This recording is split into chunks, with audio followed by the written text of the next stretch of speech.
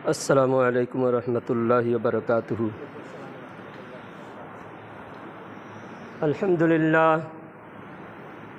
अल्हम्दुलिल्लाहि वहदह वस्सलातु वस्सलामु अला मन ला नबिय्य बअदह व अला आलिहि व अस्हाबिहि अल्लज़ीना औफ़ू अहदह। अम्मा बअद फ़क़द क़ाल अल्लाहु तबारक व तआला फ़िल क़ुरआनिल मजीद वल फ़ुरक़ानिहिल हमीद। अऊज़ु बिल्लाहि मिनश शैतानिर रजीम। बिस्मिल्लाहिर रहमानिर रहीम। इन्नमा यख्शल्लाह मिन इबादिहिल उलमा। सदक़ल्लाहुल मौलानल अज़ीम व सदक़ रसूलुहुन नबियुल करीम व नहनु अला ज़ालिका मा क़ाल रब्बुना लमिनश शाहिदीन वश्शाकिरीन। बलगल उला बिकमालिही कशफ़द्दुजा बिजमालिही हसनत जमीउ ख़िसालिही सल्लू अलैहि व आलिही। मुअज़्ज़ज़ सामीन इकराम, अल्लाह तबारक व तआला का फ़ज़्ल व एहसान है कि परवरदिगार ने हम सबको नमाज जुमा के लिए हाज़िर होने का शर्फ़ अता फ़रमाया। हदीस पाक में वारिद है कि जो शख्स गुस्ल करके नए कपड़े पहनकर खुशबू लगाकर मस्जिद की तरफ जुमा के लिए आते हैं, वो ऐसा है जैसा इहराम बांधकर खाना काबा की तरफ जा रहे हैं। कितनी बड़ी फ़जीलत है। और सबसे पहले आने वाले को अल्लाह ताला एक ऊँट कुर्बान करने का सवाब अता फ़रमाता है। ज़ाहिर सी बात है, अक्सर लोगों को एक ऊँट ख़रीद कर कुर्बानी करने की ताकत नहीं है, लेकिन पहले आने की कोशिश हर मोमिन कर सकता है और अल्लाह ताला कोशिश पर अजर व सवाब अता फ़रमाता है। जो सबसे पहले खुतबा शुरू होने से पहले जितने लोग आए हैं, सबको अल्लाह ताला एक एक ऊँट कुर्बान करने का सवाब अता फ़रमाया। आज सवाब दिख नहीं रहा, इसलिए सवाब पर अक्सर लोगों को यकीन नहीं है, वरना अज़ान होने के बाद, बयान शुरू होने के बाद अभी भी गली कोचों में अपने घरों में बैठकर वक्त गुजार रहे हैं। अगर यकीन होता तो मुसलमान ऐसा नहीं करते। आज यकीन की ही सबसे ज़्यादा कमी है। और मैंने कुरान शरीफ की एक आयत तिलावत किया है।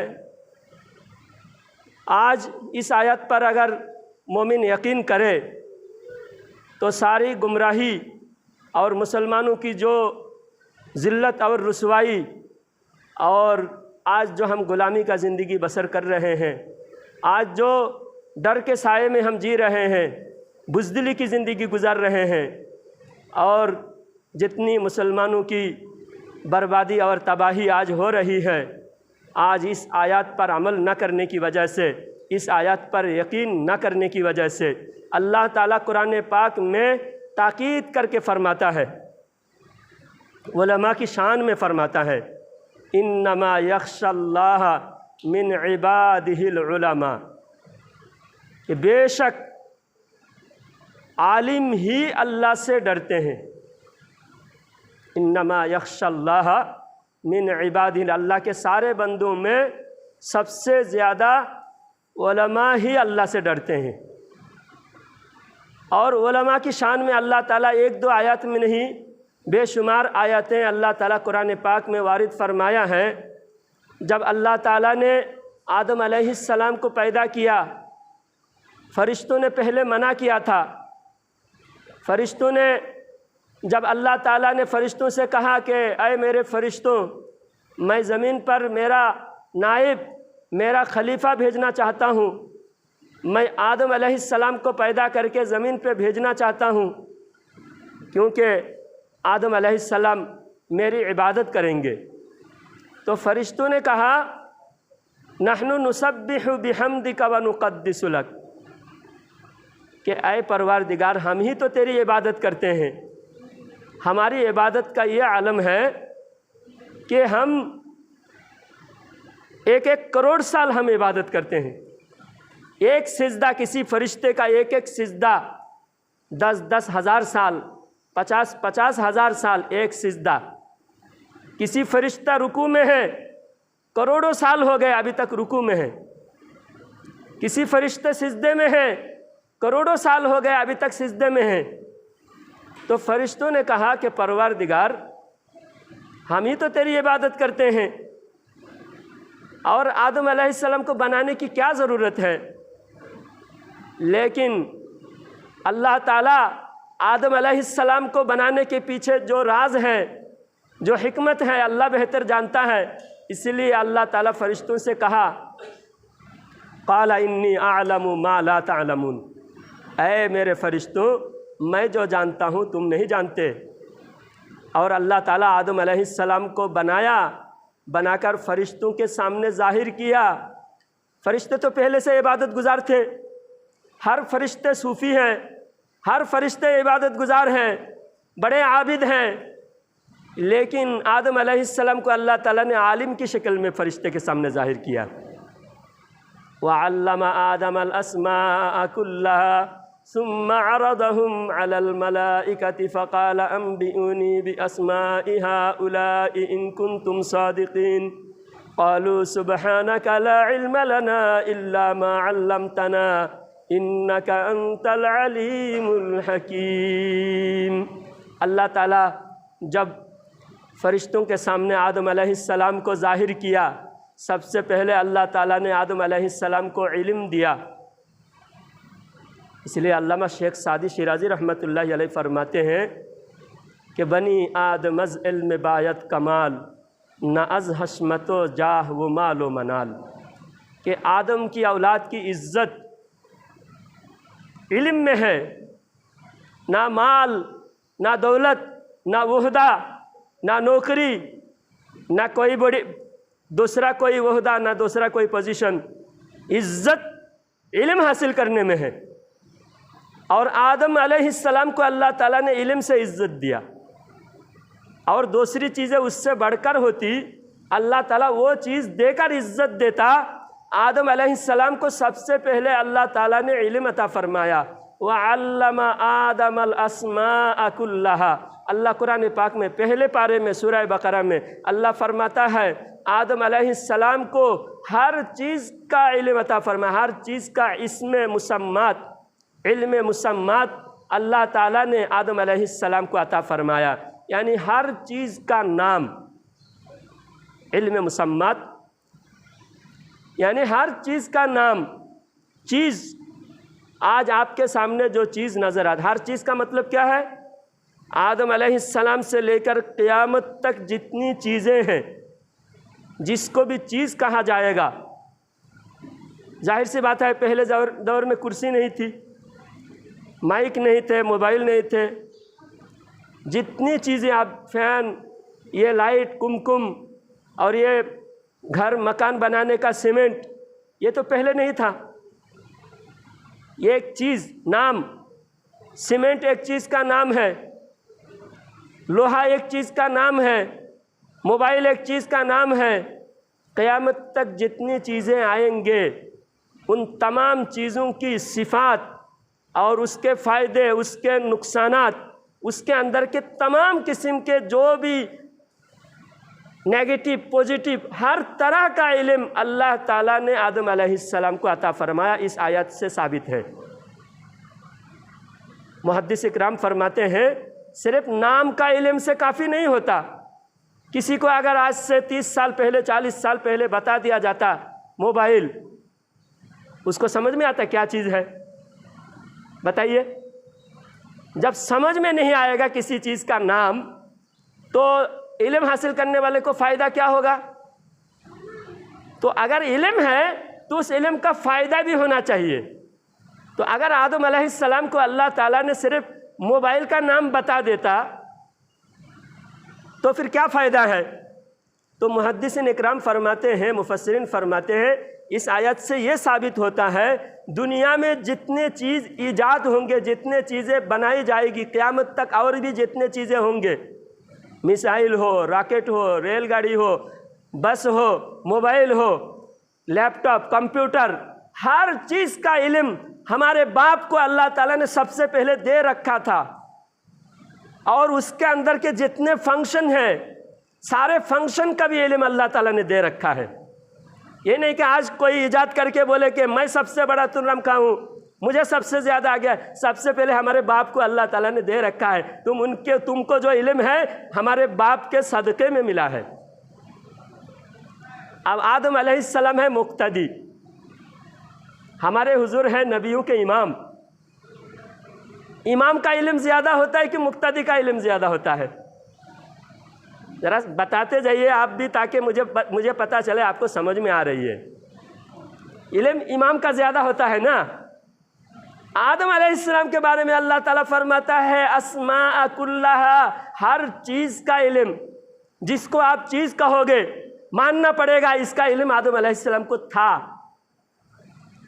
जब आदम अलैहिस्सलाम को इतना इल्म था तो आदम से भी ज़्यादा, मूसा से भी ज़्यादा, ईसा से भी ज़्यादा, सुलेमान से भी ज़्यादा, दाऊद से भी ज़्यादा, इब्राहीम से भी ज़्यादा, इस्माइल से भी ज़्यादा, 1.25 लाख नबी अंबिया इकराम अलैहिमुस्सलाम, तमाम नबियों से ज़्यादा इल्म अल्लाह ताला ने हमारे नबी हज़रत मुहम्मदुर रसूलुल्लाह सल्लल्लाहु अलैहि वसल्लम को अता फरमाया है। और नबियों के वारिस अल्लाह के नबी सल्लल्लाहु अलैहि वसल्लम ने फरमाया, अंबिया इकराम कोई माल का वारिस नहीं बनाते, ना माल का वारिस बनते हैं। सरकार दुनिया से वफात पाए, सरकार के मकान में सिर्फ एक खेजूर की चटाई, खेजूर के छाल की चटाई, और वज़ू करने का लोटा, और एक चक्की, 2 बर्तन, उसके अलावा दो जहाँ के शहंशाह कौनो मकां,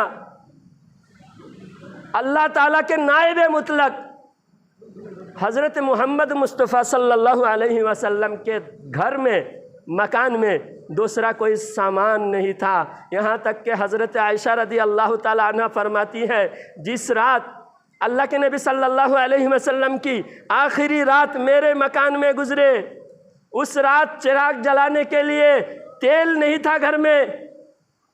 एक यहूदी के घर में, यहूदी के घर से तेल कर्ज के तौर पर, उधार के तौर पर लाकर घर के चिराग को रोशन किया गया।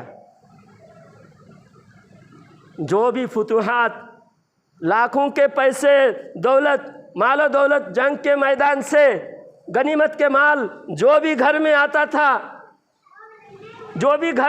था, सब कुछ बांटकर बाद में सोते थे अल्लाह के रसूल सल्लल्लाहु अलैहि वसल्लम। यहाँ तक कि एक रात नींद नहीं आ रही थी, आका करीम सल्लल्लाहु अलैहि वसल्लम फरमाते हैं, ऐ आयशा घर में देखो कोई सामान क्या है घर में। देखा, हज़रत आयशा रदी अल्लाह तआला अन्हा ने देखा कहीं पर थोड़े सोने के सिक्के पड़े हुए हैं। तो हज़रत आयशा रदी अल्लाह तआला अन्हा ने कहा, या रसूल अल्लाह कुछ सोने के सिक्के पड़े हुए हैं। तो अल्लाह के रसूल सल्लल्लाहु अलैहि वसल्लम ने फरमाया कि इसको सबसे पहले गरीबों में बांट दो, क्योंकि मेरे घर में दौलत रहे, माल रहे तो ये मेरे शान के खिलाफ है। इसलिए आज कोई आलिम अगर कसम परसी में गरीबी की हालत में गुजारते हैं तो वह नबी की विरासत का असली हक अदा कर रहे हैं। लेकिन कौम का हाल तो देखो, सबसे ज़्यादा बदगुमानी उलमा पर करते हैं। हमारे आला हज़रत 12 गांव के जागीर के मालिक थे, नवाब थे, 12 गांव के मालिक थे, और 12 गांव के हज़ारों एकड़ ज़मीन, गेहूं, चना और जितने किस्म के फसल होते, हर फसल में घरों में ढेर लगते थे। और मौसम ख़त्म होने से पहले, मंडी में माल ख़त्म होने से पहले आला हज़रत के घर से माल ख़त्म हो जाता था। और आला हज़रत पर कभी ज़कात फ़र्ज़ नहीं हुई। इतने बड़े मालदार थे, 12 गांव के मालिक थे। अफ़गानिस्तान से जब आला हज़रत भारत की धरती पर आला हज़रत के ख़ानदान आए थे, नवाब सईदुल्लाह खान आला हज़रत के परदादा जब भारत की धरती पर बरेली शरीफ में आए थे तो उनको 12 गांव, मुग़ल बादशाह ने उनको 12 गांव की जागीर दिए थे। तो 12 गांव के जागीर, हज़ारों बीघा ज़मीन, और जितने हज़ारों बीघा ज़मीन के फसल घरों में ढेर लगते और सारे मोहल्ले के सारे गरीबों में बांटकर उसी वक्त ख़त्म हो जाता। आला हज़रत पर कभी ज़कात फ़र्ज़ नहीं हुई, क्योंकि ज़कात फ़र्ज़ कब होता है? माल को अगर आप मालिक बनकर 1 साल रखो, 1 साल रखने के बाद ज़कात फ़र्ज़ होता है। जब 1 महीना भी माल नहीं रहता और आला हज़रत माल खर्च करने का इतने जज्बा रखते थे, इतने जज्बा रखते थे, दुनिया में तो खर्च करते हुए ज़िंदगी गुजार दी। वफ़ात से पहले आला हज़रत ने फरमाया मेरे वफ़ात के बाद जो तीजा का फातिहा होगा उसमें देसी मुर्ग का बिरयानी और घी और 25 रकम के खाने का आइटम बताया आला हज़रत ने, और गरीबों को खिलाना, मालदारों को शरीक नहीं करना। आज तीजा 40वां में लगता है कि कोई तीजा 40वां नहीं, कोई शादी की बारात हो रही है, कोई खुशी का फंक्शन हो रहा है। आला हज़रत ने फरमाया कि अगर कोई मालदार मैयत का खाना खाता है, मैयत के नाम पर खाना कोई मालदार खाता है, उसका दिल मर जाता है। आज हम पर इल्ज़ाम लगता है कि ये जो है फजूल रस्म रिवाज करते हैं। रस्म रिवाज नहीं, ईसाले सवाब पहुँचाना। सवाब कब पहुँचेगा? गरीब को खिलाने पर, जो खाने का मुस्तहिक है, जो मजबूर है, मोहताज है, लाचार है, उनको खिलाने पर सवाब मिलेगा। अब क्या है, सिर्फ मालदारों को उसने मुझे दावत दिया था, मैं उसको दावत दूंगा, ये तो बदला हो गया। ये ईसाले सवाब कहाँ से हो गया? उन्होंने दावत मुझे दिया था, मैं अगर उस दावत के बदले में दावत दूं तो ये बदले में खाना हो रहा है, ये रिश्वत हो रही है। तो आज जो ईसाले सवाब तीजा 40वां की जो हकीकत है उसको आवाम समझते नहीं। आवाम शरीयत का मसला, आलिम से मोहब्बत है तब तो ना आलिम से आकर पूछे। कोई भी काम आकर आलिम से पूछ कर करे तो उसमें कितना बड़ा अजर सवाब होता है। राजस्थान में एक गांव है बासनी, 100% मुस्लिम है उस गांव में, और अल्हम्दुलिल्लाह सब के सब सुन्नी बरेलवी आला हज़रत के मानने वाले। 16 मस्जिदें हैं उस गांव के। वो जो उस मस्जिद का इमाम साहब है उसी गांव के मदरसे में पढ़े हुए फारिग है, उनसे पूछ लीजिए। 16 मस्जिदें हैं गांव में, तकरीबन 30-35 हज़ार की आबादी है टोटल। हर मस्जिद में नमाज के वक्त, जैसा जुम्मा में मस्जिद भरे हुए रहते हैं, हर नमाज में मस्जिद भरे हुए मिलते हैं। हर मोमिन के सर पे टोपी है, और टोपी वाले, दाढ़ी वाले पूरे गांव में ऐसा है कि रोज़ाना गांव में ईद है, और उस गांव में किसी के घर में टीवी नहीं। पूरे इंडिया में एक रिकॉर्ड है इस गांव की, बासनी नाम है, नागौर ज़िले में है। एक घर में भी टीवी नहीं है। किसी के घर में भी कोई भी शादी ब्याह में बारात, ढोल बाजा, नाच गाना, गैर बेपर्दगी, किसी तरह का भी कोई भी गैर शरई काम नहीं है, शरीयत के ख़िलाफ़ काम नहीं है। अगर किसी के माँ बहन बेपर्दा कोई दिखे तो उस घर को बायकॉट किया जाता है पूरा समाज से। उसको गांव में रहना बिल्कुल नामुमकिन हो जाता है। या तो घर बेच के उसको दूसरे शहर में जाना, या फिर सारे समाज के सामने, जमात के सामने माफ़ी मांगना। पूरे 16 मस्जिदें हैं, 16 मस्जिदें सारे एक हैं, सारे मुसलमान एक हैं, और कोई औरत बेपर्दा नहीं। पूरे गांव में आज भी आप चले जाए, पूरे गांव में अगर आप घूमें, हर चप्पा घूम ले, 7 साल 8 साल की बच्ची भी ओढ़नी ओढ़े हुए नज़र आएंगे। उससे ज़्यादा उम्र वाले कोई लड़कियां कहीं गली में बाज़ार में सामान खरीदते हुए आपको नहीं दिखेगा। और शादी वहाँ कैसे होते हैं मालूम? शादी की बारात की दावत, एक बड़े मौलाना को बुलाकर गांव में तकरीर होती, बयान, फलाने की शादी है तो शादी कार्ड में लिखा होगा फलाने वाला जगह से आलिम मौलाना मुफ्ती साहब आ रहे हैं, उनका बयान होगा। तो बयान का प्रोग्राम रखे और 1.5 घंटा 2 घंटा बयान हुए, नाच शरीफ पढ़े, पूरे गांव के लोग जमा हुए और हज़ारों लोग। जब बयान ख़त्म हुए, निकाह खानी हुई, दुआ हुई, उसके बाद सबको खाना, बारात, ये बारात है। जब हर निकाह में लोग बयान सुनेंगे, अल्लाह व रसूल की बात सुनेंगे, कुरान व हदीस की तालीमात सुनेंगे, तो लोगों का ईमान कितना ताज़ा होगा। आज आपने 500 लोगों को खाना तो खिलाया, शादी की बारात में खाना खा के चले गए, एक आदमी को भी ईमान, इल्म, शादी क्या चीज़ है, कौन सा अमल है, ये फ़र्ज़ है, वाजिब है, सुन्नत है, और क्या हक़ है, बीवी का क्या हक़ है, शौहर का क्या हक़ है, रिश्तेदारों का आपस में क्या हक़ है, ये बताने वाले कौन है? ना आप जुमा में सुनोगे, ना शादी ब्याह में सुनोगे, ना किसी आलिम के पास आप जाओगे। आलिम के नाम से तो इतनी एलर्जी है लोगों को कि कोई बाहर से आया, इल्ज़ाम लगाया, फ़ौरन आपने यकीन कर लिया, आपने यकीन कर लिया। आपको इतना भी दिमाग होनी चाहिए। और उन दुश्मनों से ज़्यादा ये गांव के लोग को दुश्मनी, खुद गाली गलौज कर रहा है और खुद आकर तौहीन कर रहा है, आलिम की तौहीन करने वाला। देखिए, नबियों के वारिस उलमा है, नबियों का दिल बड़ा है। अंबिया इकराम कभी बद्दुआ नहीं फरमाते थे, किसी के बद्दुआ नहीं करते थे। अब अंबिया इकराम की दुआ तो बद्दुआ होती ही नहीं। बहुत माफ़ करने का उनका जज्बा, उनके पहाड़, उनका दिल, रहमत का दरिया। लेकिन हम उतने बड़े नहीं हैं। लेकिन जितनी तौहीन, जितनी दुश्मनी और जितने ज़्यादा गुस्ताखी मेरे साथ किए गए हैं, मैं माफ़ नहीं कर पा रहा हूँ। हर वक्त जब भी याद आता है बद्दुआ निकलती है।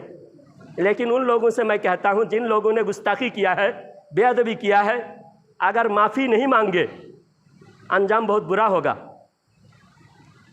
एक इल्ज़ाम लगाया, आपने फ़ौरन यकीन कर लिया। अगर मैंने 20 लाख 30 लाख रुपया खाया हूँ, हमारे मदरसे में 30 बच्चे पढ़ते हैं, जो खाना 30 बच्चों का और 5 स्टाफ का 35 लोगों का खाना पकता है। 35 लोगों का रोज़ाना खाना पकता है। महीना में कितना खर्चा है? 20-25 हज़ार रुपया महीना खर्चा। और उस्ताद का तनख्वाह, 3-4 उस्ताद का, असातिज़ा का तनख्वाह, साल भर का जो 10-12 लाख रुपया साल भर का खर्चा है। मैं ही अगर 20 लाख रुपया खा गया तो बच्चे क्या खाए? उस्ताद का तनख्वाह क्या दिए? अरे भाई, ताज्जुब की बात है, जिस मोहल्ले में हमारा मदरसा है वहाँ के कोई भी 1 रुपया का इल्ज़ाम नहीं लगाता। वहाँ कोई भी आदमी इल्ज़ाम नहीं लगाता। हर इंसान से हमारा अच्छे ताल्लुकात है। अल्हम्दुलिल्लाह इस गांव में आया हूँ, अभी तक मैंने किसी से लड़ाई नहीं लड़ी, किसी को मैंने बुरा भला नहीं कहा, किसी से मेरी लड़ाई नहीं है। वहाँ पर भी 9 साल से मदरसा चल रहा है, किसी से मेरा कोई झगड़ा फसाद, कोई ताल्लुकात ख़राब नहीं है। कोई बम्बई से, कोई अहमदाबाद से, कोई गुजरात से अगर इल्ज़ाम लगाता है, उसको मैं कहता हूँ आओ मदरसे में, आओ बैठो। हमारे सारे रसीद अल्हम्दुलिल्लाह मेरे पास, मैं कमेटी वालों को भी दिखाया, अल्हम्दुलिल्लाह एक एक पाई का हिसाब है। कोई अगर इल्ज़ाम साबित कर दे कि मौलाना ने इतना रुपया खाया, जितना साबित करेगा उसको डबल दूंगा मैं, अल्हम्दुलिल्लाह। और वारंट जारी करने की बात मैंने कहा कि अगर मेरे पर 20 FIR है, एक वारंट जारी कर लो। FIR होने पर आपको पकड़ने का हक नहीं है, पकड़ने का हक पुलिस को है। अगर मेरे ऊपर FIR जारी हो रहा है, FIR है, तो वारंट जारी करके पुलिस पकड़ने आएगी। आपको पकड़ने के लिए बम्बई से आना था क्या?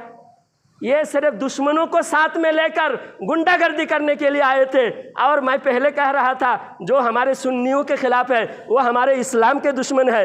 आपको यकीन नहीं हो रहा था, अब पता चला एक इस्लाम के दुश्मन दूसरे दुश्मन को लेकर आया। सब दुश्मन मिल गए। दुश्मन से दुश्मन मिलता है अगर ये इस्लाम के दुश्मन नहीं है तो उन दुश्मनों को इनका कैसा पता चला? डायरेक्ट हमारे मस्जिद कमेटी वालों के पास नहीं आए, डायरेक्ट हमारे खिलाफ लोगों के पास आए।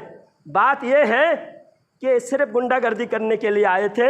अल्हम्दुलिल्लाह कोई आलिम पर, जितने उलमा पर इल्ज़ाम लगते हैं, हमारे हर आलिम पर अल्हम्दुलिल्लाह, मुफ्ती सलमान अज़हरी साहब एक लफ्ज़ बोलते हैं, एक लफ्ज़ पर पकड़ हो रही है। मुफ्ती सलमान अज़हरी साहब ने उन नेताओं को कुत्ता कहा। अरे कुत्ता नेता का नाम लेके नहीं कहा, आज कुत्तों का ज़माना है, हमारा भी दौर आएगा। अब उन्होंने अपने ऊपर डाल लिए। चोर की दाढ़ी में तिनका, चोर चोरी करता है, उनको लगता है अगर कहते हैं जो चोर है उसकी दाढ़ी में तिनका, तो चोर अपनी दाढ़ी में हाथ रखता है। तो चोर की दाढ़ी में तिनका। सलमान अज़हरी साहब हमारे सबसे बड़े आलिम इस दौर में, मर्द मुजाहिद, अमीर अहले सुन्नत, अमीरुल मुजाहिदीन मुफ्ती सलमान अज़हरी साहब अभी तक जेल में है 3-4 में। एक लफ्ज़ पर जो लोग हमें मारने काटने की बात करते हैं वो भी छुटे हुए हैं, उनको कोई पकड़ने वाला नहीं, कोई पूछने वाला नहीं। लेकिन हमारे आलिम आह कहते हैं, इसलिए शायर ने कहा हम आह भी कहते हैं हो जाती है बदनाम, हो जाते हैं बदनाम। हम आह भी कहते हैं हो जाते हैं बदनाम, वो कत्ल भी कर दे चर्चा नहीं होता। हमारे मुफ्ती सलमान अज़हरी साहब ने वो जो नबी के गुस्ताख, एक शैतान ने नबी के शान में गुस्ताखी किया था दिल्ली से, उसका जवाब देने के लिए सलमान अज़हरी साहब ने ये चैलेंज किया था। हमारे सलमान अज़हरी साहब ने कहा आज बहुत बहस मुबाहसा डिबेट हो चुके हैं, आज मैं चाहता हूँ कि आग जलाओ, मैं इस्लाम की तरफ से और तुम तुम्हारे मजहब की तरफ से, दोनों एक साथ आग में कूदते हैं। जिसका मजहब सच्चा होगा वो बच जाएगा। उसकी हिम्मत नहीं हुई। हिम्मत कैसे होगा? 1400 साल से हमारे उलमा ने सबूत देते आए हैं। आज कोई नया इल्ज़ाम लगा रहा है मुसलमान ऐसे हैं, इस्लाम की किताब में ये लिखा, कुरान में ये लिखा। कोई अगर कहता है, कोई शैतान का नुमाइंदा अगर कहता है और हमारे भोले भाले आवाम समझते हैं अरे कितना बड़ा इल्ज़ाम लगाया, हमारे आलिम के पास क्या जवाब है? अरे भाई हमारे आलिम 1400 साल से जवाब पहले से दे चुके हैं। इस्लाम के ख़िलाफ़ जितने भी इल्ज़ाम लगाए हैं सब कुछ जवाब दिया जा चुका है। 3 तलाक पर ये लोग औरतों को इंसाफ देने की बात कर रहा है। आप समझ रहे हैं अरे इस्लाम में तो औरतों के साथ नाइंसाफ़ी हो रही है। माज़अल्लाह, इस्लाम ही औरतों को इंसाफ दिया है। जब बेटियों को जिंदा जलाया जाता था, बेटी पैदा होने पर लोगों को शर्मिंदगी होती थी, अल्लाह कुरान में फरमाता है वइज़ा बुश्शिरा अहदुहुम बिल उन्सा ज़ल्ला वजहुहु मुस्वद्दन व हुवा कज़ीम। जब कुफ़ारे मक्का उनको बेटी पैदा होने की खबर दी जाती थी, उनका चेहरा काला हो जाता था, शर्मिंदा हो जाते थे। भाई सामने आके बैठो, सामने आके फिर पीछे चले गए। सामने आओ, सामने के सब में बैठो, जो पीछे बैठे सब सामने आ जाइए, पहले सामने सब पूरा कर लीजिए। मस्जिद के आदब है, सामने बैठे तो अच्छा दिखता है। अभी आइए, आइए सामने आइए, उठिए ज़रा, सवाब मिलेगा, ज़्यादा सवाब मिलेगा। सामने के सब पूरा कर लीजिए। तो बेटी को जिंदा दफन किया जाता था। यहाँ पर भी भारत की धरती पर जिस औरत के शौहर इंतकाल हो जाए उसको दोबारा जीने का हक नहीं था। दूसरे से शादी करने, दोबारा दुल्हन बनने का ख्वाब ही नहीं सोच सकते थे। मर्द के चीता में औरत को भी जिंदा जला दिया जाता था। ये मैं कोई झूठी बात नहीं कह रहा हूँ, ऑन रिकॉर्ड किताबों में साबित है। इस्लाम आया, बहन बेटियों को इज्जत से जीने का हक मिला। आज कहते हैं इस्लाम के बढ़कर हमारे जो तलाक का कानून है, अगर मर्द औरत एक साथ रह नहीं सकते, आसानी से इज्जत के साथ एक दूसरे से जुदा होने का जरिया है। अब जो खुद अपनी औरत को इंसाफ नहीं दे सके, वो सब औरतों को इंसाफ देने की बात कर रहे हैं। तो इंसाफ की बात नहीं, असल में इस्लाम को नीचा दिखाना है। असल में ये साबित करने का उनका कोशिश है, देखो तुम्हारा कानून अच्छा नहीं है, तुम्हारा कानून बदलने के लिए हमारे पास ताकत है, आज तुम ताकत इस्तेमाल कर लो। तुम्हारे जैसे फिरौन बहुत आए हैं, सब फिरौन का एक ना एक दिन खातिमा होता है। ये फिरौन का भी खातिमा जल्द होने वाला है। मेरे भाइयों, इस्लाम पर कोई भी इल्ज़ाम लगा रहे, हमारे उलमा जवाब देते आए हैं, 1400 साल से जवाब दिए हैं। और जब उनको जवाब नहीं होता, वो उस वक्त भी हमारे उलमा को सज़ा देते थे, तकलीफ़ें देते थे। आज भी हम पर FIR कर रहे हैं। मेरे ऊपर अगर 20 FIR है, 25 FIR है, एक FIR में भी वारंट जारी करना था, तब पता चलता कि मौलाना के ऊपर क्या गलती साबित हुई। वारंट जारी होने का मतलब क्या, गलती साबित हुई।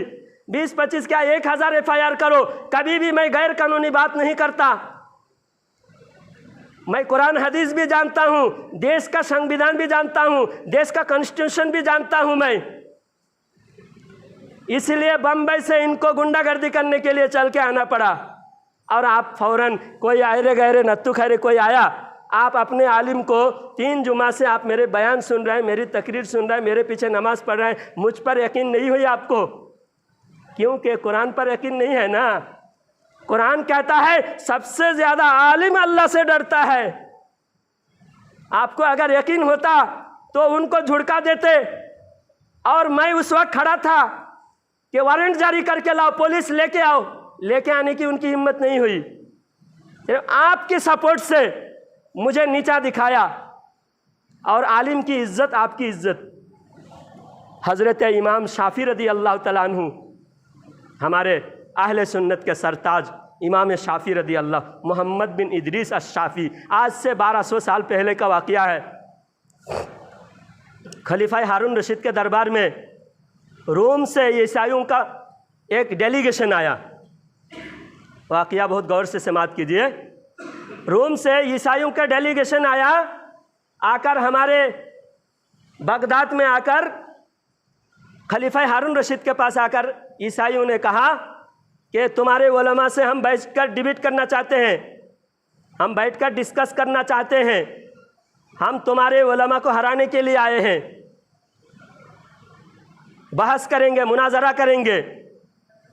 तो इमाम शाफ़ी रदी अल्लाह तआला अन्हु ने खलीफा हारून रशीद के दरबार में इमाम शाफ़ी रदी अल्लाह तआला अन्हु को बुलाए गए और तमाम उलमा को बुलाकर खलीफा मामून रशीद बुलाकर पूछा कि ये ईसाई लोग आए हैं सामने बैठकर डिबेट करने के लिए, आप तैयार हैं? तो हमारे उलमा ने कहा बेशक हम तैयार हैं। इमाम शाफ़ी रदी अल्लाह तआला अन्हु तैयार हो गए। दरियाए दजला, बगदाद के किनारे, बगदाद दरियाए दजला के किनारे में है। दजला एक नदी का नाम है। उस नदी के किनारे स्टेज सजाए। इधर मुसलमानों के उलमा इकराम और उधर ईसाइयों के उनके पादरी सब बैठे हुए थे। वो लोग इल्ज़ाम लगाएंगे, हमारे उलमा कुरान से जवाब देंगे और आपस में डिस्कस होगा। पब्लिक, पूरे पब्लिक बैठे हुए हैं, ईसाई लोग भी बैठे हैं, मुसलमान भी बैठे हुए हैं। अब इतने में इमाम शाफ़ी रदी अल्लाह तआला अन्हु ने मुसल्ला उठाकर दरिया में फेंका और मुसल्ला पानी पर बिछ गई। और इमाम शाफ़ी रदी अल्लाह तआला अन्हु ने मुसल्ले पे जाके बैठकर ईसाइयों को कहा कि वहाँ पर स्टेज में मुनाजरा नहीं होगा, यहाँ पर होगा, आ जाओ। आओ, अगर हिम्मत है अपनी सच्चाई ऐसा दिखाओ। तो पंडित, वो जो पादरी थे, सब भाग गए, रोम वापस चले गए। रोम के बादशाह कहे कि तुम तो नाक कटा के वापस आए हो, अगर तुम वहाँ से इज्जत बचाकर नहीं आए हो, तुम यहाँ आने की क्या ज़रूरत थी? तो वो रोम के पादरियों ने कहा कि अच्छा हुआ कि ये मुनाजरा, ये कंपटीशन बगदाद में हुआ। अगर रोम में होते, रोम के भी सारे ईसाई मुसलमान हो जाते। इमाम शाफ़ी रदी अल्लाह तआला अन्हु की करामत को देखकर हज़ारों ईसाई कलेमा पढ़कर मुसलमान हो जाते हैं। सरकार गरीब नवाज जब भारत की धरती पर आ रहे थे, तो रास्ते में देखा एक आग का पूजा कर रहा है। तो उससे कहा कि तुम कितने साल से ये काम कर रहे हो? तो उसने कहा कि मैं 50 साल से आग का पूजा कर रहा हूँ। किस लिए कर रहे हो? तो उस आग का पुजारी ने कहा कि मुझे ऐसा लगता है कि ये मरने के बाद ये आग मुझे नहीं जलाएगी, मुझे सज़ा नहीं देगी। तो सरकार गरीब नवाज ने कहा कि थोड़ा उंगली रख के देखो, तुम 50 साल जब उसकी खिदमत किए हो तो थोड़ा बहुत रियायत करेंगे ना, जरा उंगली डाल के देखो। तो बोले नहीं, ऐसा नहीं हो सकता। फिर तुमको जब उसका यकीन नहीं है, तुम 50 साल से वक्त बर्बाद कर रहे हो, ज़िंदगी बर्बाद कर रहे हो। तो उस पुजारी ने कहा कि फिर किसकी इबादत करनी चाहिए? तो सरकार गरीब नवाज ने कहा कि उसकी इबादत करना चाहिए जो ये आग को भी बनाया, इस धरती को, ज़मीन को, आसमान को, सब कुछ जिसने बनाया, उसकी इबादत करनी चाहिए। तो उस पुजारी ने कहा कि उसकी इबादत कैसी करनी चाहिए, उसकी इबादत करने से क्या मिलेगा? तो सरकार गरीब नवाज ने कहा कि उसकी इबादत करने से क्या मिलेगा देखना चाहता है। अब तूने 50 साल इबादत किया, इस आग की इबादत किया, इसी आग में तुझे जाने का भरोसा नहीं है। अब चल, ये आग मुझे क्या जलाता है देख, चल मेरे साथ, एक साथ चल। जब उंगली डालने की उसकी हिम्मत नहीं हुई आग में, तो जाने की हिम्मत कैसे होती? तो सरकार गरीब नवाज ने कहा चल मैं तुझे एक चीज़ दिखाता हूँ। सरकार गरीब नवाज ने अपने खड़ाऊ उतार कर आग में फेंका, तो सरकार के गरीब नवाज के खड़ाऊ भी नहीं जला। तो जब खड़ाऊ नहीं जला तो सरकार गरीब नवाज ने कहा कि देख, ये आग के जो खालिक है, जिस खुदा ने इस आग को बनाया, हम उसकी इबादत करते हैं। तो वो पुजारी कलमा पढ़कर मुसलमान हो जाते हैं। मेरे भाई, हमारे मुफ्ती सलमान अज़हरी साहब ने 3 साल पहले चैलेंज किया था, उनके पास कोई जवाब नहीं थी, तो हमारे मुफ्ती सलमान अज़हरी साहब पर झूठे केसेस लगाए। अब हुकूमत भी उनकी, इंसाफ करने वाले भी वही, जेल में डाले। अब दूसरे कोई जवाब उनके पास नहीं है। अब उनकी रुसवाई हुई, उनकी बोलती बंद हुई, अब उसका बदला लेने के लिए सिर्फ जेल में डाले हैं, और ना कोई जुर्म साबित नहीं है। हमारे उलमा 1400 साल से इसी तरह कुर्बानी देते आ रहे हैं। इमाम बुखारी जेल में शहीद हुए। इमाम बुखारी जब आलिम होकर बुखारी शरीफ लिखकर अपने गांव में पहुँचे बुखारा, तो वहाँ के लोगों ने 4 किलोमीटर दूर से फूल बरसाकर, बत्तियाँ जलाकर, झंडे लगाकर इमाम बुखारी का वेलकम स्वागतम किया। 1250 साल पहले जिन्होंने बुखारी शरीफ लिख कर गए, जिनकी किताब पढ़े बगैर कोई आलिम नहीं बनते, इतने बड़े आलिम को अपने गांव के लोगों ने देखा। हमारे गांव में इतने बड़े आलिम हुए, तो आलिम को 4 किलोमीटर दूर से स्वागतम करके गांव में लेके आए। लेकिन गांव के हर इंसान को सच बर्दाश्त नहीं होता, सच हर कोई हजम नहीं कर सकता, सच कड़वी होती है। बहुत कम लोग सच को हजम कर सकते, कबूल कर सकते हैं। हमारे ऊपर इतनी FIR क्यों है? क्योंकि हम सच बोलते हैं, तो सच हजम नहीं कर सकते। इमाम बुखारी जब गांव में रहने लगे तो गांव के लोग सताना शुरू किया, तकलीफ देना शुरू किया। गांव के जो सबसे बड़ा मालदार था, उसने कहा कि गांव में जो मदरसा होगा, मदरसे में गरीब लोग पढ़ेंगे, हमारे बच्चे अलग पढ़ना है, हमारे बच्चों के लिए अलग लगाओ, क्लास लगाओ, मालदार के बच्चे अलग पढ़ेंगे। इमाम बुखारी रहमतुल्लाह अलैह ने कहा नहीं, ऐसा नहीं हो सकता। मैं कोई मालदार का वारिस नहीं हूँ, किसी मालदार का मैं दलाल नहीं हूँ, किसी माल के लालच में मैं दर्स नहीं दे रहा हूँ, हदीस नहीं पढ़ा रहा हूँ। मैं हदीस नबी की मोहब्बत में पढ़ा रहा हूँ। किसी मालदार को अलग नहीं बिठाया जाएगा, गरीब के साथ में बैठ के पढ़ना पड़ेगा। तो गांव के जो सबसे बड़े रईस था, इमाम बुखारी को गांव से निकाल दिए। आज बताओ, हमको अगर कोई इल्ज़ाम लगे, कौन सी बड़ी बात है? इमाम बुखारी के कदमों के धूल के बराबर मैं नहीं हूँ। इमाम बुखारी को ही गांव से निकाल दिया लोगों ने। एक गांव से नहीं, बुखारा से निकले इमाम बुखारी। उस दौर के जो सबसे बड़ा शहर था, समरकंद नाम था, आज भी वो शहर मौजूद है तुर्कमेनिस्तान में, समरकंद। समरकंद में गए पढ़ाने के लिए, वहाँ मदरसा खोलने के लिए गए। वहाँ के लोगों ने भी वहाँ गांव से निकाल दिया इमाम बुखारी को। फिर खुरासान गए, खुरासान के लोगों ने भी साथ नहीं दिया। फिर दमिश्क में जाने के रास्ते में इमाम बुखारी रहमतुल्लाहि अलैहि जब उनके ऊपर वारंट जारी हुआ गिरफ़्तार करके लाओ, तो इमाम बुखारी अल्लाह से दुआ मांगा, परवरदिगार मुझे उठा ले, क्योंकि हक़ का साथ देने वाला मेरे सामने कोई नहीं है। आज अगर ऐसा आलिम कोई बद्दुआ करे आपके लिए, अल्लाह से डरो, इसलिए आलिम का साथ दो, वरना अज़ाब आएगा अल्लाह ताला का। तो इमाम बुखारी ने अल्लाह से दुआ मांगा और वहीं पर इमाम बुखारी की रूह कब्ज़ हुई। हमारे इमाम हुसैन के पोते, सरकार इमाम हुसैन के पोते इमाम ज़ैद रज़ी अल्लाह तआला अन्हु, इमाम ज़ैद रज़ी अल्लाह तआला अन्हु, नाम याद रखिए। उनको हुकूमत के ख़िलाफ़ बोलने की वजह से उनको चौराहे पर फांसी दी गई। कौन थे? आज पहली बार सुन रहे। इमाम ज़ैद, इमाम ज़ैनुल आबिदीन के बेटे, इमाम हुसैन के पोते इमाम ज़ैद रज़ी अल्लाह तआला अन्हु को फांसी पे चौराहे पे लटका के रखा। 3 साल उनके लाश लटके रहे, 3 साल। कपड़े फट गए धूप में कपड़े फट गए। जब जिस्म खुलने लगा तो अल्लाह ताला ने मकड़ी के जाल को, अल्लाह ने हुक्म दिया, मकड़ी पूरा जिस्म को मकड़ी के जाल ने ढक दिया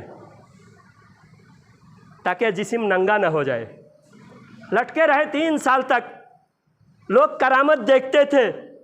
चौराहे पे लटके हुए लाश ऊपर झाड़ के ऊपर लटके हुए लोग देखते थे।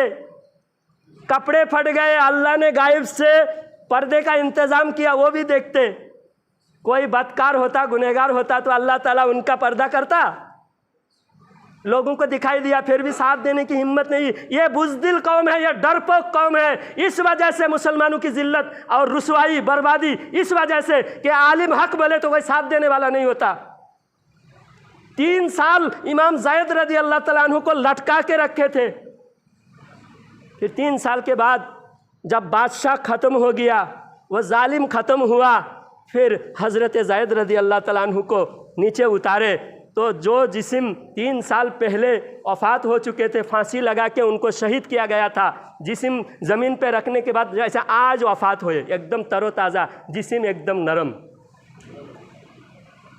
अल्लाह वालों की करामतें देखने के बाद भी लोग यकीन नहीं किए, क्योंकि आपने दिल में हमारे खिलाफ दुश्मनी रख लिया। आपको जो है मौलाना सही नहीं हो सकते। जब आपने ऐसा पाल लिया दिल में तो आप हमारा साथ नहीं दे सकते, वरना गर्दन कटे तो भी कट जाने दो, हक का साथ देना चाहिए। करबला वालों ने, कूफा वालों ने इमाम हुसैन का साथ क्यों नहीं दिया? बुलाए थे साथ देने के लिए। जब इमाम हुसैन पहुँचे तो कूफा वालों ने देखा उधर यजीद है, यजीद के पास लश्कर है और इमाम हुसैन क्या है, तन्हा है। इधर जन्नत मिलेगी, जन्नत तो बाद में, उधार है, और ये लश्कर सामने दिख रहा है। तो डरपोक कूफा वालों ने साथ नहीं दिया।